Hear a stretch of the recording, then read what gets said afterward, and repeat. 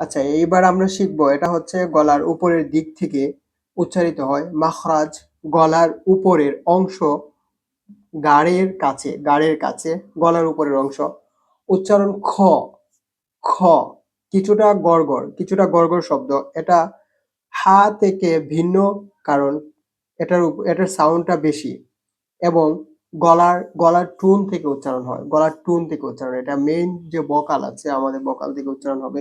যেমন খালিদ, খলাক, খয়ের এরকম আরকি। খ।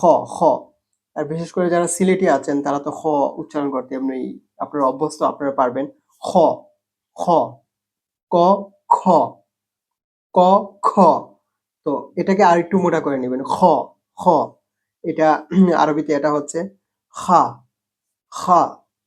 দেখেন আমার গলার মধ্যে একটা গড়গড় শব্দ হচ্ছে। মানে কেমন যেন একটা মোটার মতো একটা আ কেমন একটা ভারী শব্দ তৈরি হয়। খ, খ, খ, খ। আমরা মাখরাজগুলো আলোচনা করলে, মাখরাজগুলো চন্দ্রে পড়ালে আপনাদের অনেক ভালো লাগবে। ওইটা আরো অনেক মজার ইন্টারেস্টেড পড়া।